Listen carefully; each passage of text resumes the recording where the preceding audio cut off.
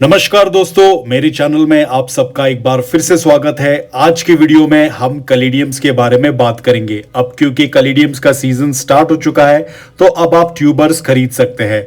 अगर आप ट्यूबर्स खरीदना चाहते हैं और किसी सेलर का इंफॉर्मेशन चाहते हैं तो मुझे कमेंट कीजिएगा, मैं आपको इसका इंफॉर्मेशन जरूर दूंगा। चलिए कैट टिप से शुरुआत करते हैं। अभी काफी लोग कंफ्यूज हो जाते हैं कि इनको पॉट में ग्रो करें या जमीन में ग्रो करें।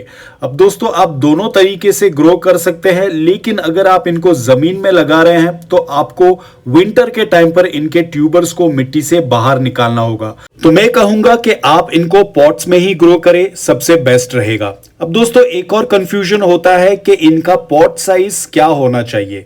काफी लोगों को लगता है कि अगर आप इनको बड़े पॉट्स में ग्रो करेंगे तभी जाके इनके लीव्स बड़े आएंगे। ऐसा नहीं है।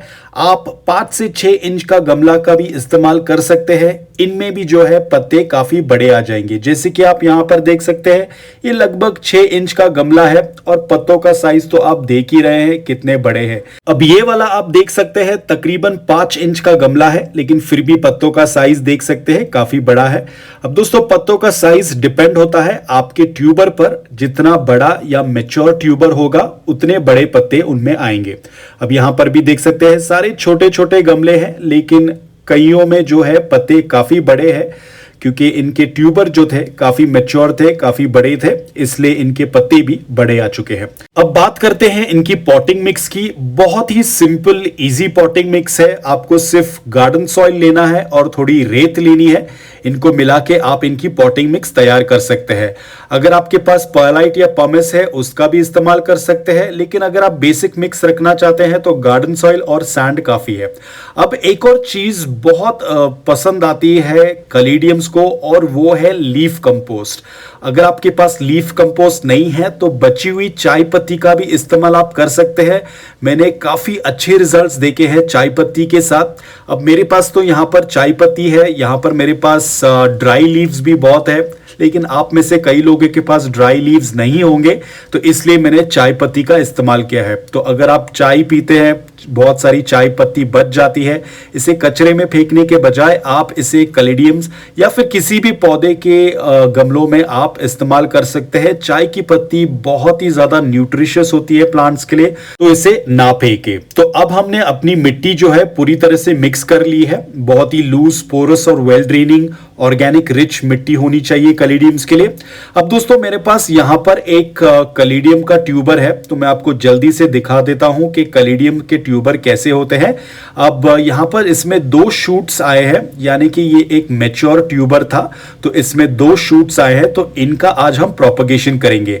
अब आप यहां पर देख सकते हैं ये ट्यूबर एरिया होता है और ऊपर की तरफ जो है ये सारे रूट्स है।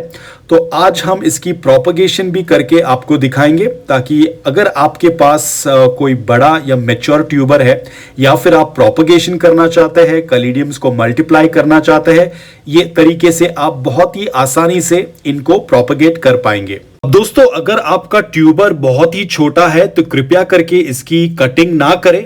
जब ये मैच्योर हो जाता है, जब ये थोड़ा बड़ा हो जाता है, तब आप जाके इसकी कटिंग कर सकते हैं। अगर ये काफी छोटा है तो कृपया करके इसकी कटिंग ना करें। तो इस तरह से हमने इसकी कटिंग की है। आप देख सकते हैं ये कुछ इस तरह से दिखेगा।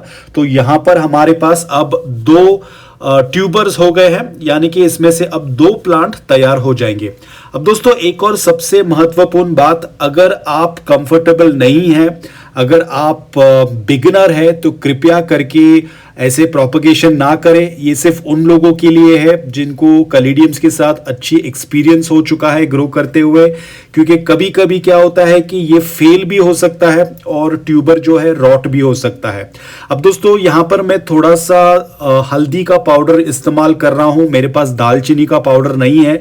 दालचीनी का पाउडर सबसे बेस्ट होता है, यानी कि सिनेमन पाउडर सबसे बेस्ट होता है, लेकिन क्योंकि अभी मेरे पास सिनेमन पाउडर नहीं है तो मैं हल्दी का इस्तेमाल कर रहा हूं। ये वो स्कट को ड्राई करने के लिए इस्तेमाल किया जाता है। मैं किसी भी प्रकार का केमिकल का इस्तेमाल नहीं करता हूं, इसलिए मैं यहां पर साफ फंगिसाइड का इस्तेमाल नहीं कर रहा हूं। साफ फंगिसाइड एक केमिकल होता है, काफी टॉक्सिक होता है, स्किन के लिए भी हार्मफुल है और एनवायरनमेंट के लिए भी अगर बहुत ज्यादा मात्रा में इस्तेमाल किया जाता है। तो इसलिए मैं हमेशा जो है ऑर्गेनिक इंग्रेडिएंट्स का ही इस्तेमाल करता हूं।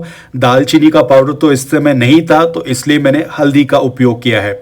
दोस्तों, हमने ट्यूबर की कटिंग की, हल्दी लगा दी है। अगर आप चाहे तो इसे एक दिन के लिए बाहर छोड़ सकते हैं ड्राई होने के लिए, या फिर आप इसे डायरेक्टली मिट्टी में लगा सकते हैं।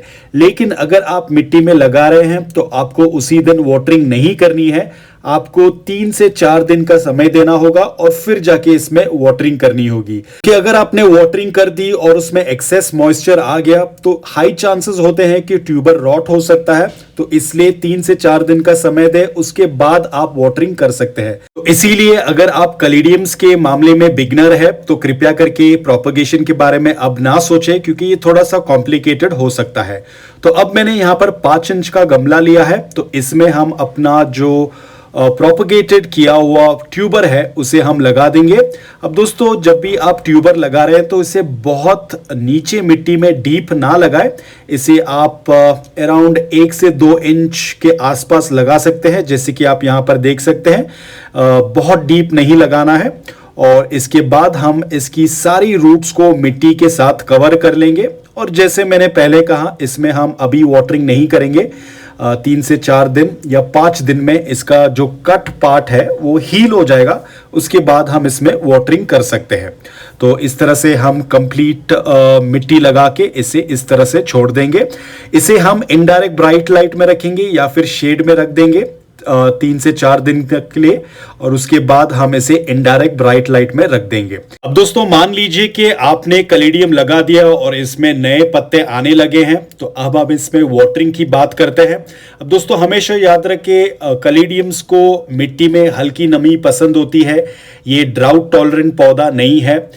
इनकी मिट्टी में हमेशा हल्की नमी रहनी चाहिए। तो जब भी 1 से 2 इंच की मिट्टी सूख जाए तब जाके हमें इसमें कंप्लीट वाटरिंग करनी है।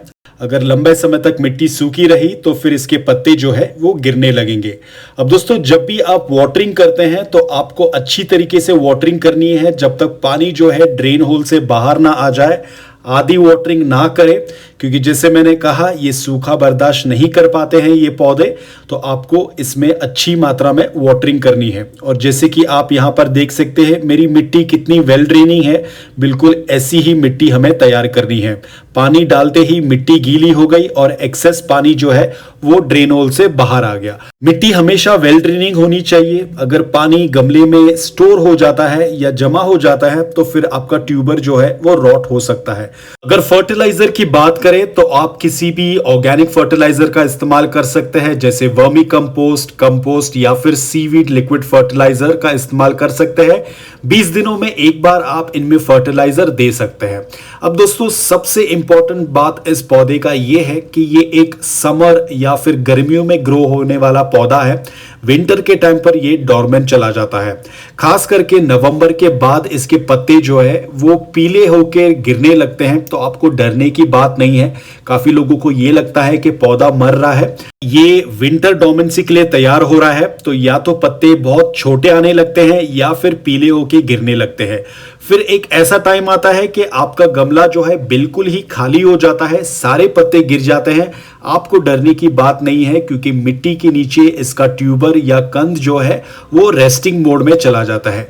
उस समय आपको ध्यान देना है कि इसमें कोई भी फर्टिलाइजर नहीं डालना चाहिए और कोई भी पानी का इस्तेमाल नहीं करना है। आपको बस पॉट को उठाना है और शेड में रख देना है और इसमें बिल्कुल ही वाटरिंग नहीं करनी है। अगर डॉर्मेंट टाइम पर आपने इसमें वाटरिंग की तो बहुत हाई चांसेस है कि आपका ट्यूबर जो है वो रॉट हो जाएगा। खास करके ये जो हाइब्रिड वैरायटीज होते हैं, थाईलैंड के वैरायटीज होते हैं, ये बहुत ही ज्यादा सेंसिटिव होते हैं। तो खास करके जब डॉर्मेंसी के टाइम आता है तो इसमें बिल्कुल ही पानी नहीं देना है। जो रेगुलर वाइल्ड वैरायटीज होते हैं उनमें तो उतना इशू नहीं होता है, लेकिन खास करके ये जो थाईलैंड के इंपोर्टेड वैरायटीज होते हैं काफी सेंसिटिव और डेलिकेट होते हैं। तो जैसे ही विंटर का समय शुरू होता है तो कृपया करके जब सारे पत्ते इसके गिर जाते हैं, तो तब इनको शेड में रख दो और इसमें कोई भी पानी का इस्तेमाल ना करें।